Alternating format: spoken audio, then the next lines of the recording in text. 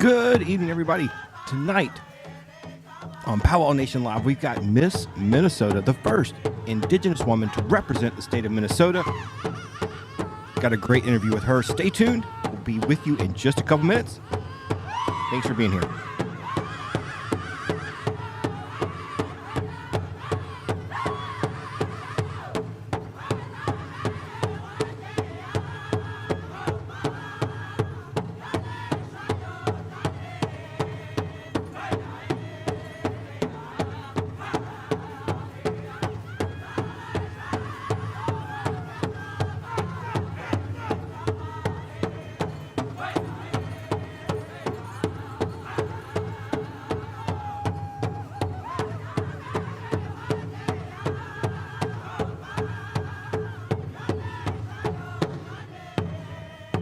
Marshall, Marty, thanks for being here, guys.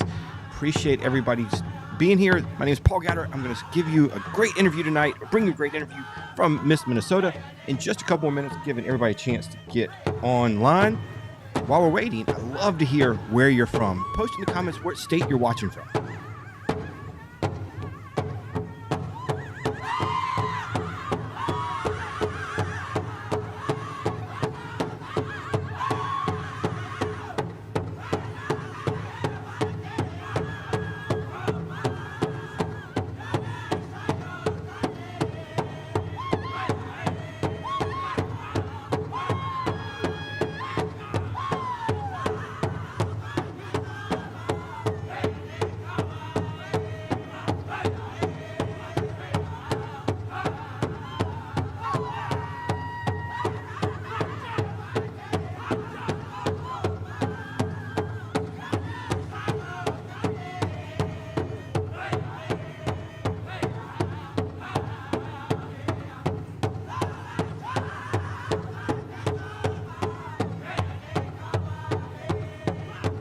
All right, got a lot of people watching. Minnesota is here. I see Ontario, Canada, Australia, New Zealand is here. Thanks for being here. Utah, California, or Arizona, Miami. Hey, everybody. All right, we're almost ready. Just another minute more.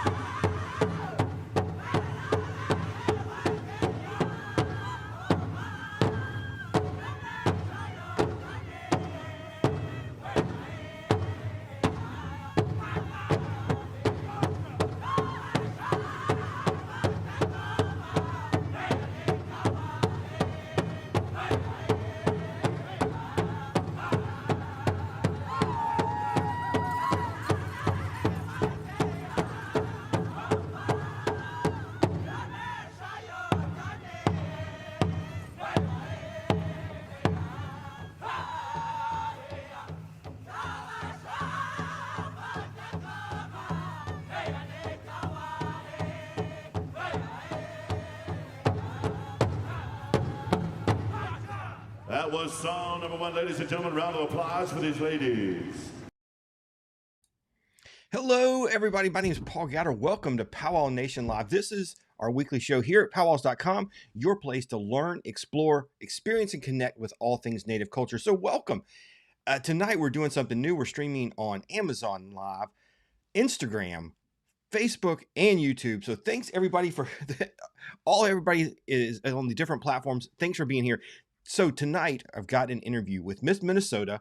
She is the first Indigenous woman to represent the state in that pageant, and we'll talk a little bit about her experience going and competing in the Miss USA pageant and kind of what her platform has been and where she's going from here, which is pretty exciting. So stay tuned for that, but I do have a few announcements first.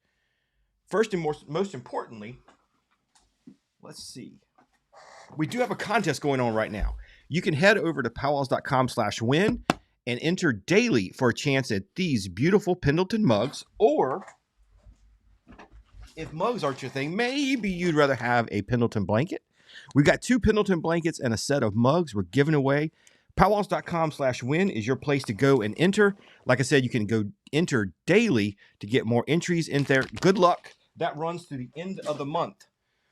Seeing lots more people join. Hey, everybody. Let's see. On Instagram, we've got people from, Utah and California. On here, we've got Conroe, Texas. Hello.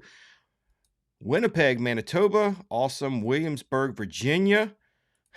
Beautiful mess as I'm a mug hoarder. That's awesome. So is my wife. She's got a big collection downstairs. For Christmas, we actually gave her a mug organizer and some things that let you stack your mugs up in the cabinet. Well, we're going to work on those next week, maybe. Let's see. Other announcements. We'll go ahead and thank our sponsor for tonight's show.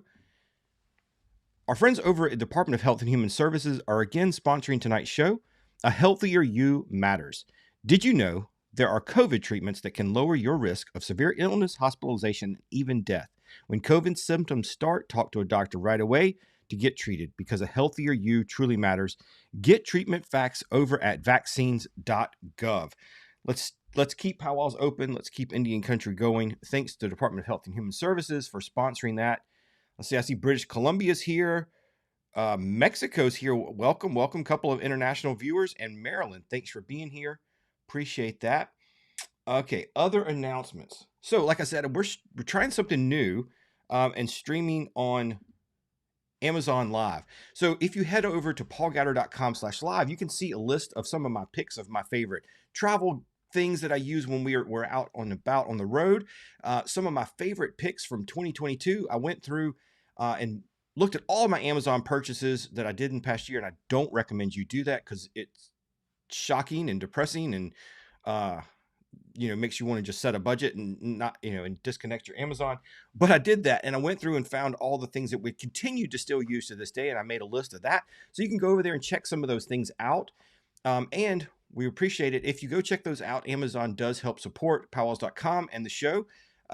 Anything, when you click on those things and purchase it doesn't cost you any extra, but Amazon does give us a commission. So we'd appreciate that. Go check it out at PowGator.com/live. And I do want to show you a couple things on my picks that I really love. First of all, since we're talking Pendleton tonight, over on Amazon, they have a set of 3 Pendleton journals. These are pretty inexpensive. They're great. This one is almost full. The paper is really good quality. It's not, thin, flimsy. It's good. And the cover on this is really thick. It's bendable and it's held up really well. I've had this for a long time, almost filled it up. It's stitched with like string stitching, a string binding. So it's really flexible and can go in any bag. Highly recommend this. Love that. Another pick that I found that I used this year, and I have used it all year long, is I love slim wallets. So if you're into slim wallets, or your husband or boyfriend or whoever needs a slim wallet, go check this one out. What I really love is the addition of this. So this wallet holds an AirTag. So if you're like me and misplace things, you can use the AirTag on your phone to connect it, make a sound. Or if you've forgotten where in the house, or if you've left it somewhere, it'll help you locate it. Playing the sound is really nice and helps you find that. So check that out over on my Amazon.com picks. All right. So that's that. What other, a couple more announcements? Let's see. All right, let's flip over here and let me show you. So to ring in the new year, we're having a sale on some of our most popular stickers from last year. They are 23% off. Get that, 23% off for 2023. One is our Skoden sticker.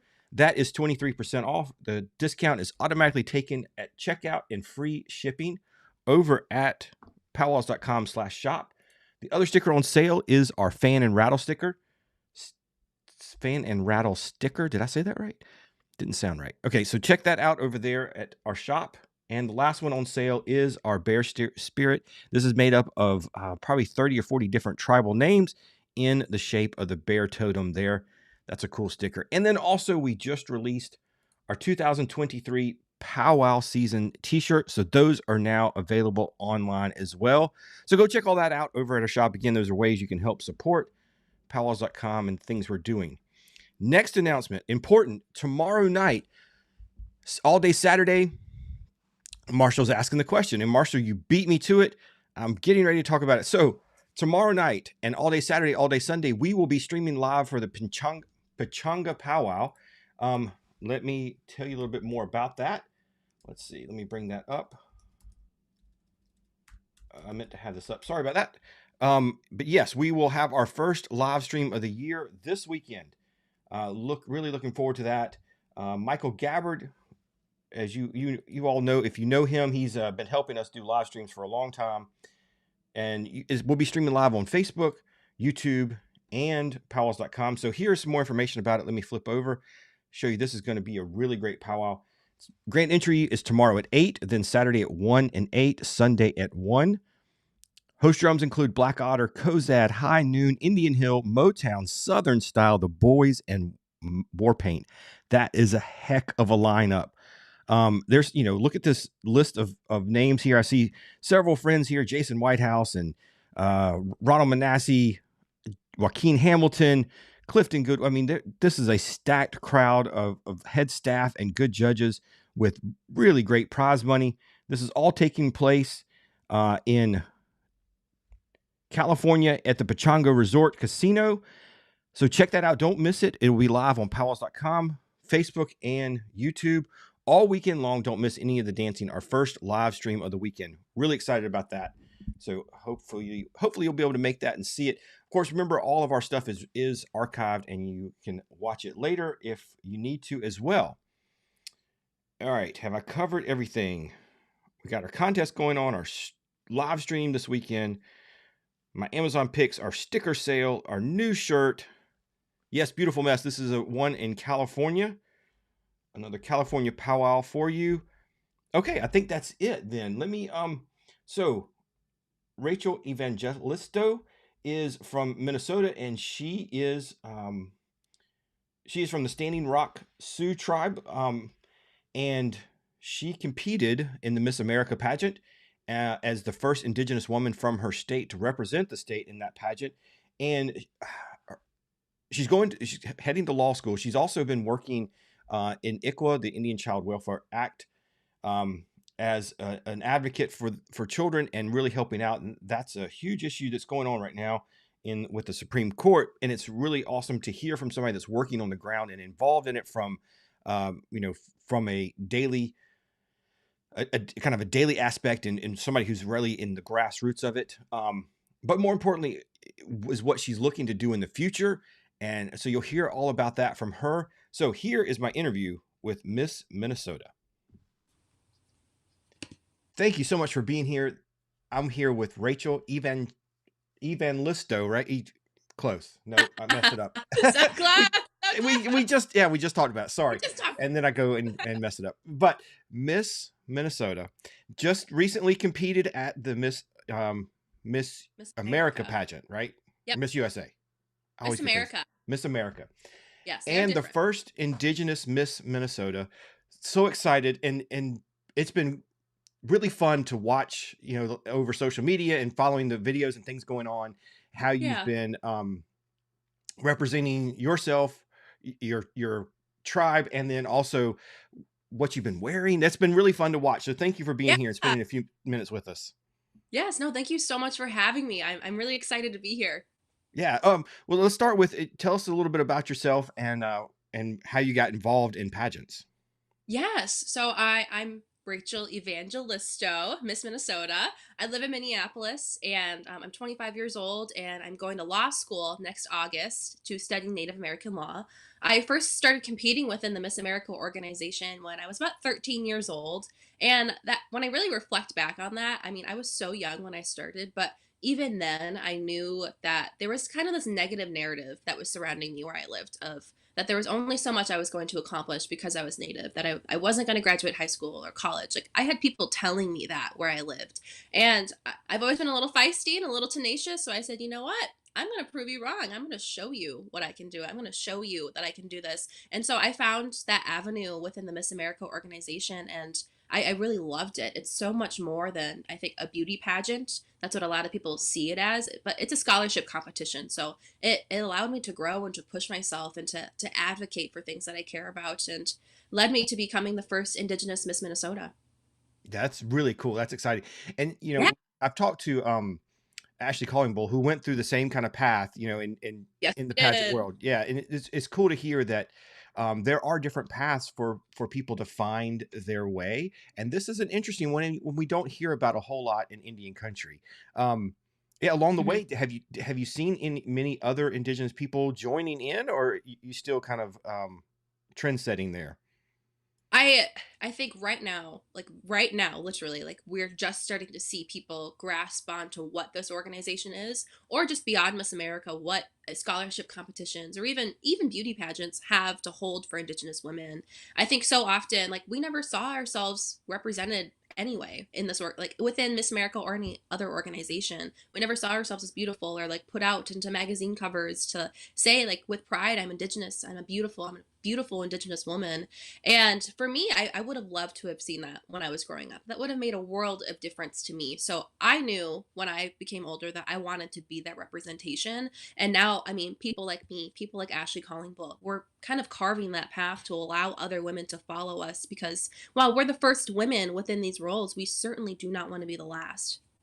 Yeah, that's really cool. And I've been around like the Miss Indian World pageant for several Oh, years, and seen that. And some of these, I know Miss Manitowoc does the same thing. They're yep. also putting in lots of things about your language, your asking scholarship questions, interview questions. It is more than just beauty pageants. And I'm hoping that now maybe some of these women will see the path that you guys have set. These Yeah. ladies competing for Miss Indian World, they are amazing. So I'm hoping they'll take this path I, too, and we'll get some more representation over there. Yes, me too. And I think so. I mean, for me, that was the only way that I was going to go to college because I needed the scholarship money. And I know a lot of other people in Indian country that come from the reservations, that come from that hardship, also need that help and need somebody to mentor them, to guide them, to get interview skills, business skills, how to do all of those things that you need to, I mean, get into higher education if that's what you want. And I really just want to encourage women to invest in themselves and invest in something that will help you further yourself. And for me, that was this organization. But I hope my journey can be, I think, a testament to showing that you can grow and you can get out of anything and you can be whatever you want to be. That's really gret. Well, to tell us Yeah. what it was like over the past couple of weeks as you did compete there on that national stage. Yeah. I again, I started when I was 13, so this was a literal dream come true for me. I had always wanted to compete at Miss America, and I didn't win, and that's okay. I came away with 50 best friends from all over the country in every single state, and beyond that, I got to watch one of my best friends. Her name is Grace, and she won Miss America. She was from Wisconsin, so we were neighboring states, and Cool. I got to stand like right behind them and just watch. I mean, this magical moment that I've watched on TV. I got to watch it live on stage, and that will forever stay with me. That was just so much fun. And beyond that, I got to wear ribbon skirts. I got to wear my beadwork, my plumes, my incredible evening gown as a honorary testament to boarding school youth. Right. All of those things were so important to me to show at that national level. And there's not a thing I could change or could have done better. And I'm just really proud of everything I put out there and that people got to see for the first time. Yeah, I loved the dress you wore was amazing. And I believe it was designed by Red Berry Woman. Is that right? Oh yeah.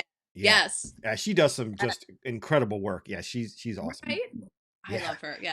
She Um, really took that gown and did the oh, absolute best with it. People loved that gown, and I'm really honored that it was seen in that way and that people loved it and felt seen by me wearing it. That meant a lot to me. that's cool. Well, and I'm curious as you went through this process, not just at the big national pageant, but as you have been going through this process, what's been the reaction, as you've answered questions as an Indigenous woman and worn these outfits and represented things in a way? What's been the reaction to the judges and the contestants? And what have you heard from other people? Yeah, I mean, not even judges and contestants. I mean, I go out into communities all the time, and I'm wearing my beadwork that I made, or I'm wearing a ribbon skirt all the time, just because for me, I saw it. Initially, I was really scared. I've experienced hate for wearing ribbon skirts and beads. I've experienced that hate for being Indigenous, and I knew that when I stepped into this role for the first time, that I wasn't going to be shy about it. I was going to be loud. I was going to be proud, and I was going to be a proud Lakota person within this role. So I always wear these things, and it allows people to ask questions like, where did these come from? Did you make them? Did somebody else make them? And it's just simple things like that. So often people are curious about Indigenous people, and what they've learned and have been taught is not at all accurate. So it allows for me to kind of, I think, correct that narrative and provide the education just in a simple conversation and allow people to ask harder questions that they maybe never got to. But it's been really well received overall. And I know that while I was scared to take that first step, if I was scared, and knowing that I'm carving that path for the next person to also take that step, and maybe be less scared, and for them to keep doing the same down the line, that's all I can hope to do. Fantastic. Now, I know as part of these pageants, you put together a platform, right? In kind of Yes. your messaging. So, what has been your message as you've gone out and talked to folks? Yes. So we actually have to make like a whole business plan, marketing plan of what we want to do once we win. And I had to do that before I won Miss Minnesota. So I had a whole business plan. And for me, my social impact initiative is titled Celebrating Culture and Driving Diversity. And I was really intentional with those words because so often companies want diversity. They want like diversity is the hot topic of the year. But so often people will just kind of check a box of I have this type of quota of people and we're good to go. And I mean, as Indigenous people, we fit that box, but I'm telling you, like diversity is not a box that can be checked. And it's kind of disgusting to think that you can just meet a quota of diversity without actually driving it and having authentic change in your company. So I wanted to go into companies, HR, like all these different places and just share my journey, share my story, and show that I'm not a box that can be checked, and neither is any other person that comes from that diverse background. And then second to that, celebrating culture. I didn't I didn't want just people to accept that I was Indigenous. I wanted people to join me in celebrating it. I wanted them to feel like they could have that connection with me. So it wasn't just enough to have that acceptance. I wanted you to see it. I wanted you to feel it. I wanted you to feel the joy that I have from being a proud Lakota woman. And I did just that at Miss America. And I think everything that I did was a testament to celebrating culture and driving diversity. And I still have 6 months left as Miss Minnesota to keep sharing that message across the state and across the nation. Wow, 6 months left. I mean, there's a lot of time. So, Yeah. when do you head to law school? And I guess what are your plans for the next 6 months before you head off Yeah. and start? Yeah, I used to work Yeah. with a bunch of lawyers, so I know once you hit that first year, you're going to disappear for a while. So, what's your plans for the Oh, next you're six right. months? Yeah. Absolutely. I will disappear fully. So I do still have 6 months left as Miss Minnesota. We crown the next one in June of next year. So I'll keep doing my thing. I still work full time as an ICWA guardian ad litem under the Indian Child Welfare Act. So I'll keep working with Native families and kids right here in Minneapolis and Minnesota. And then my second full time job is still being Miss America or Miss Minnesota. So I'll continue that work of community service advocacy, of going to powwows in schools and teaching about what I do and who I am. And then once that's done, I hope to take a mini vacation, take a little bit of a break between my two full time jobs and law school. But then I start law school right in August, and we'll probably disappear for a bit, and but really commit to what I am doing for the rest of my life and start my career path in Native American law. Now, you mentioned your work with ICWA. There's been a lot of Yeah. headlines with that lately, um, Right. Mm. and I think, and rightfully so. I mean, we do need to pay attention to what's going on, and there could be some major changes. But for somebody who works in the field, can you tell us what it's like to be involved in it from the ground level, and what's going on with it from your perspective? Yeah. I work with Native kids and families in Minneapolis mostly. So I have I think about 28 cases right now. All of them Indigenous people from all across the country, not even just tribe specific to here. And when I sat down with my coworkers and other our staff attorneys, we listened to the oral arguments that were about ICWA in front of the Supreme Court, and we could all just tell that I don't think anybody that was actually arguing about ICWA ever watched ICWA take place, like watched a case happen, because people were kind of asking, like, is it biased? Is it racially profiled? Like, is there racism within ICWA?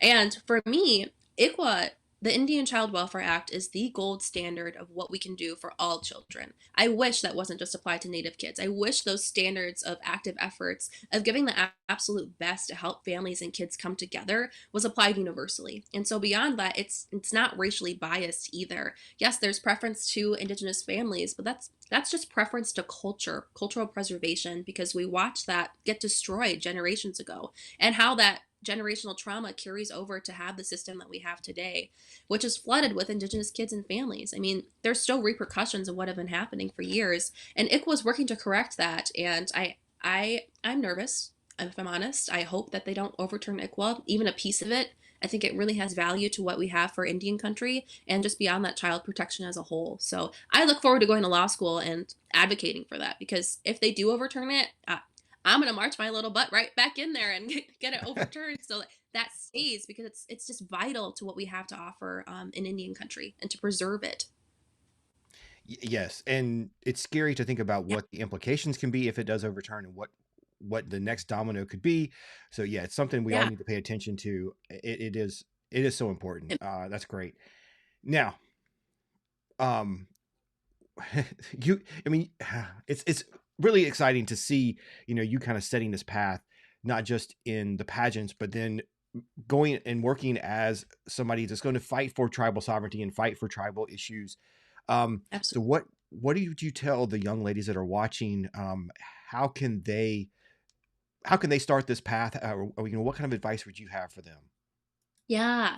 I think a really big piece of advice that was shared with me by a woman named Sandy Whitehawk, and I share this with my kids all the time. So whether you're a woman, whether you're a person that's just indigenous or not, like I think this is really valuable. But she shared with me a really powerful quote that said, "Your ancestors prayed for you to live a life that they couldn't long before your feet touched this earth." And we were taught that we live within our grandmother's womb even before birth, before a mother's birth. Like we come into life within that form. And I think there's such power into thinking of our ancestors and what they went through and how we honor them today and how we honor the next coming generations that are within us as women or within people that are fighting for our communities. And whether that's being a part of Miss America, whether that's going to law school, whatever you want to do, I hope people just think about the path of what we went through as Indian country, as our ancestors went through, and how we can correct those narratives, even when it feels hard, even when it's scary, even when it's really difficult. I've experienced a lot of racism being the first Native American person within this role. There's a lot of people that want to discredit what I do and don't see me as a valid Native person. And that was really hard, but I had to push through anyway. And knowing that if I can continue to push, others will join me in making that push and making that difference and making that change. And all I can do is hope to inspire other people to do the same and that they can also continue to have other people inspired and do the same. It creates this wonderful domino effect. So I really hope people can hear that and take that with stride and learn to just make a difference, however big or small that they feel called to. So good, so good. Thank you for your work and what you're Yes. doing, and thank you for getting out there and representing, and kind of setting this Yeah. path. So really appreciate that, and thank you for spending some time with us. No, thank you so much. I really appreciate this. This has been a really fun interview to do. Awesome. You inspire people even in the little things you do. I love her messaging. It is so important. We talk about it all the time here on this show. It's that Native representation matters, and she's another one that's setting a different path that maybe is not the traditional path, going the pageant route, going law school. It's exciting though. That there's going to be some other people that see that path and maybe are inspired to follow her and do more great things. So I hope you enjoyed that interview with her. So let's talk about the couple of announcements and things going on. Don't forget, um, tomorrow night, all day Saturday, all day Sunday, Pechanga powwow live here on powwows.com's Facebook, YouTube, and right on the website. Just hit powwows.com anytime this weekend. We'll have a banner up at the top that'll take you right to the live stream. Um, for our folks, for the first time tonight, we're streaming live on Instagram. So thanks everybody over there for checking us out. I appreciate you. I see some great comments here. So thanks so much for that. You don't die, your spirit lives on. Yes, yes. We keep fighting even if ICWA is overturned, but we're gonna pray that it's not. Willie says that was inspirational. Yes, she is doing some amazing stuff. I love that. All right, the other announcements. We do have a contest going on. You want to win that Pendleton blanket or those mugs? Check it out over at powwows.com/win. Enter daily for more chances. Check out my favorites and my picks over there on Amazon.com. You can go shopping there and help support powwows.com by going to paulgatter.com/live. Also, I didn't mention this earlier, but our powwow calendar is getting updated all the time. We're starting to get more and more listings for 2023. It's going to be a full year of powwows. It's really exciting. I love seeing it. And I mean, right now we're behind on listing powwows because there's just so many of them coming in. It's exciting. You can download our entire calendar in a free ebook at powwowcalendarbook.com. Powwowcalendarbook.com. That'll download the entire PDF, and we update it every month. and it has all the links to get more information. You can view the whole thing right there on your phone or your tablet, whatever you want to do with it. Or, of course, you can always just head over to powwows.com and check out our calendar there. And that we have search functionality and other ways you can do it. There are powwows throughout the year. We've listed them in all 50 states and most Canadian provinces. We do list Canada. I know that's a question people ask all the time, but yes, it's there. An easier way to get to it, just Google powwows in Georgia or powwows in Ontario, and it'll take you right to our page for that information. Yeah, the powwows are back, and it's going to be a great year of powwowing.